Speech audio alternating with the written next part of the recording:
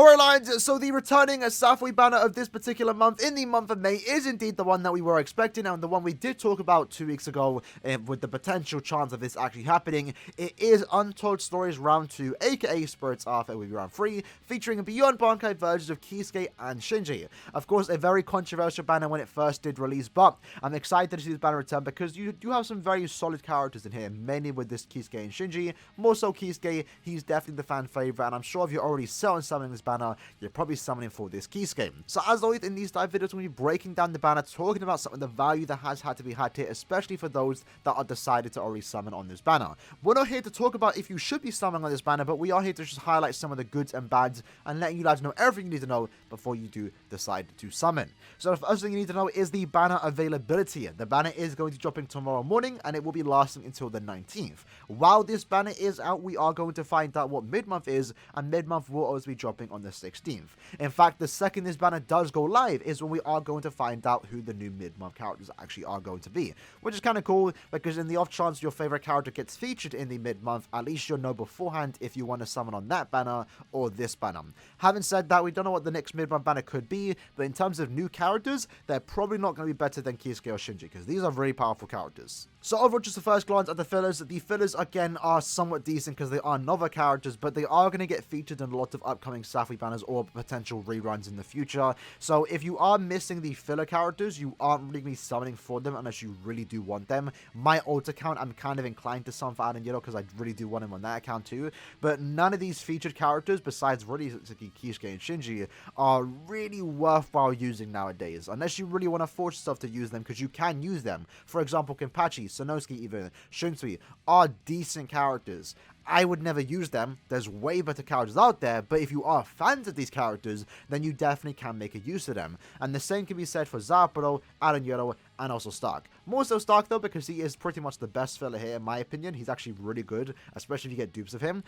These characters get better with Transcendence, and if you do like their gameplay, then you can definitely use them. But for the most part, if we're talking about what's meta and what's not, these are the two characters that you will be using a lot. Kisuke and Shinji, they are the really good ones, and realistically, they are the reason why you are summoning on this banner. Looking at the steps of the banner though, it will be your normal step-up banner, right? So 4.5% chance for a featured character, which are one of these 9 featured characters here. And then you also have that 1.5% chance to get any other basically premium character in the game. You have a discount on step 1, 6, 11, 16, and 21, 2, 7, 12, 17, and 22 at 150 orbs and 200 orbs respectively.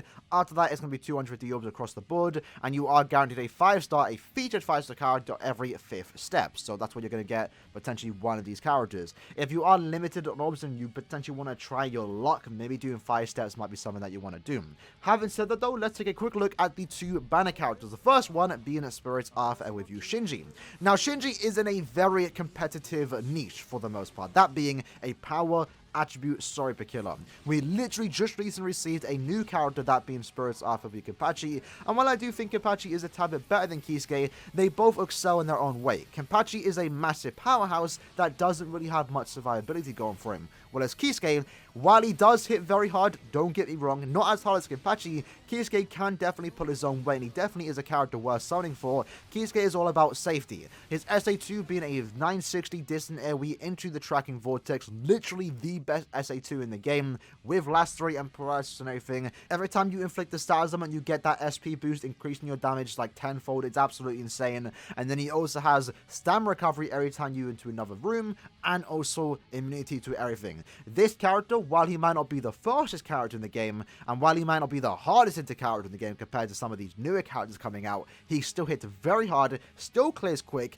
and is very, very safe to play. This is by far the best Kisuke in the game. It's going to be a very long time before someone does tackle him, and he's definitely one of the best power characters. In my opinion, he's the most fun power character to play. I absolutely adore playing with this character. He's super fun to play around with, and again, if you are summoning this banner, it's most likely for this particular character, and hopefully if you are summoning for him, you can actually get him, because he's worthwhile. He's a good character, and any Kisuke fan out there, you definitely want to get your hands on this character. After that, we have the Shinji, a Mines Captain Hollow with the Aran kick ability. So he is again once more filling a niche that kind of needs to be fulfilled, and for the most part, he is currently the best Mines Aran killer.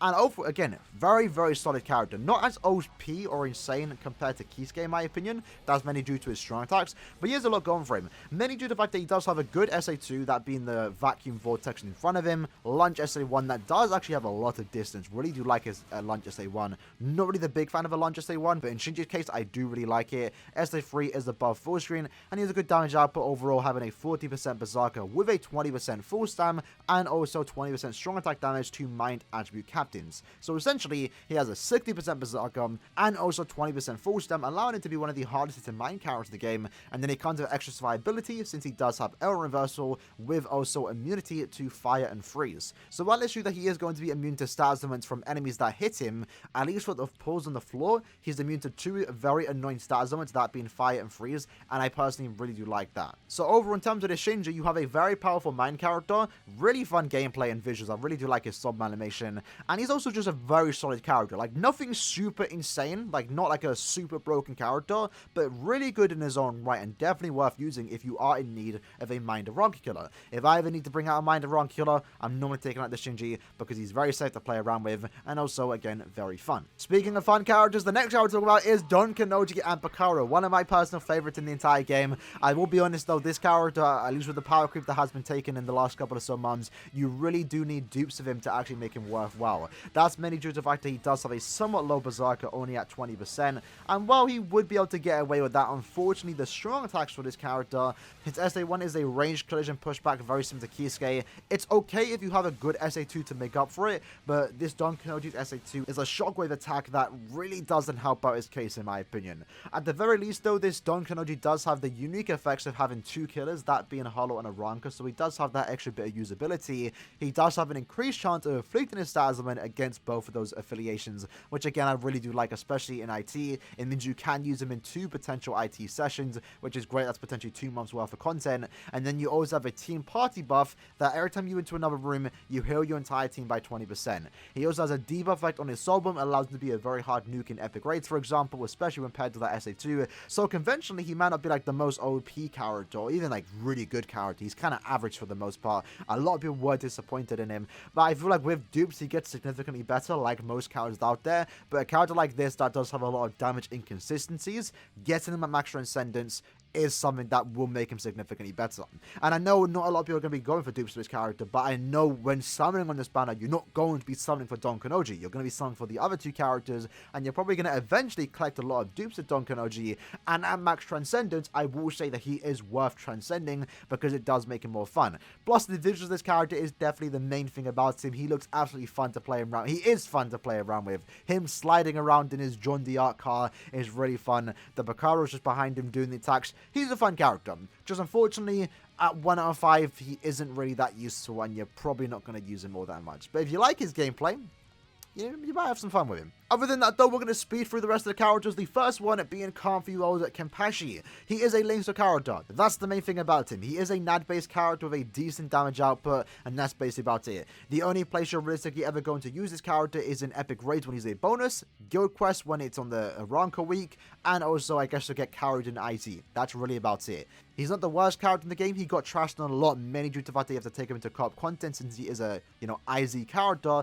But nowadays, a lot of people are happy to carry him, so if you roll him, he's a laser character. That's decent enough. Good value there. Seinosuke is a speed no affiliation with the Aranka kill ability. Personally, this character is very, very outdated. Strong attack 1, decent. SA2 is not a bad strong attack. I personally do like his SA2, but because it's a barrier move, it has a super long cooldown, and it's not really worth the utility, especially when compared to some of the newer characters now. He does have Havoc, so he has a good SA3, but damage output wise, and I guess strong attack hit wise, he's not really the best character. Personally, I'm not the biggest fan of him. That's really about it. Shunsui is a power sniper captain with the no affiliation kill ability. He is semi-decent in terms of the damage output that he does have, since he does have a 20% Berserker, 40% devastation, and also extra damage to lacerated enemies of plus 40%, which I think is actually kind of nice. Unfortunately, his character, again, once more, is nothing special in today's meta, but someone that is definitely worth using. Strong attacks is definitely good, damage output is decent, and that's really about it. If you like Shunsui and you like his gameplay, definitely can get a use out of him if you do like him. CFYOW Stark, despite being almost like 3 or so years old, which is kind of crazy to think about, Stark definitely holds up. He does lack a high damage output because he has no berserker value whatsoever. Compared to some of the newer characters out now, Stark really can't compete in the damage output. But luckily for Stark, he does have very good strong attacks, that being a Beam SA1, Distant AoE SA2, and above 4 screen SA3 thanks to his 20% havoc.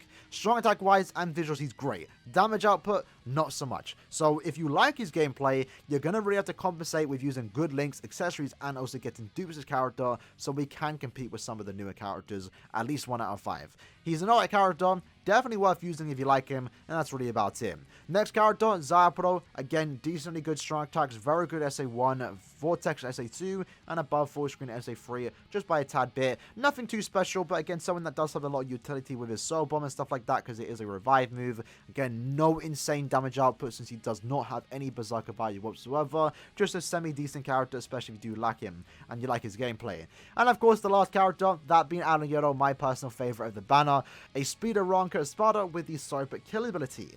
Aaroniero, unfortunately, unlike the other 2 characters, does lack havoc and also does lack berserker, so he doesn't really have anything special about him. Strong attack wise though, good SA1, that being a beam forward, SA2 being a vacuum vortex that sucks them into him and then pushes out. Personally, I do like this SA2, but it does slow you down and it doesn't really have the best hitboxes, so a lot of times you can be open to a lot of attacks, and his SA3 is a full screen. He does have weaken a lot of attacks, and his soul bomb is a heal move, and his soul bomb is a heal move, so he does have some utility, but for the most part, you're only really ever going to use this character, or even Stark and Szayelaporro is pretty much only ever in Senkemon. That's really about it. I like Aaroniero, but for the general player out there, you're probably not going to get much use out of him. And with that said, that was basically the breakdown for the SAFWY Untold Stories round 2 rerun. In my personal opinion, and again this is my opinion, the banner itself isn't really anything too insane. Realistically, the only good characters here that you're going to use on a day-to-day basis, unless you force yourself to use them, is actually Shinji and Kisuke. They're the 2 that I only personally use nowadays. Everyone else, I have to like force myself to use them if I really want to. But Kisuke and Shinji definitely do hold their own weight, but having said that, we do have a lot of good power options. You know, you don't really need Kisuke if you have someone like Kenpachi, for example. While Kisuke does offer a different playstyle, and of course a safer playstyle, if you have Kenpachi, if you have 5th Anniversary Ichigo, or even Bruno, you probably don't need Kisuke. As for Shinji, while he is pretty much the best mind Ronka killer in the game right now, he is definitely going to get replaced in the coming months, in my opinion. I feel like the 7th Anniversary has a decent chance to be a mind character, so if you do pull Shinji now, you might not be using him in a 3 or so months time. So while the 2 banner characters are worthwhile pulling for, it really comes down to if you want to spend orbs in this banner. The banner itself, again, you're not really going to be using much of these characters, so it really comes down to you. And even though I'm kind of trashing on these fillers because they're not like the most amazing characters, if you're going to use them, then there's value to be had here, right? It really comes down to if you want to summon on this banner, and if you are summoning on this banner, I wish you good luck and hopefully you get what you want in a short amount of steps. With that said though, in the comments below, let me know if you like to ask someone on this banner. For me, I might do 5 steps on my alt account and call it a day and save for the anniversary, which will be happening July 23rd. With that said, I'll be glad to enjoy the video. Until next time, peace.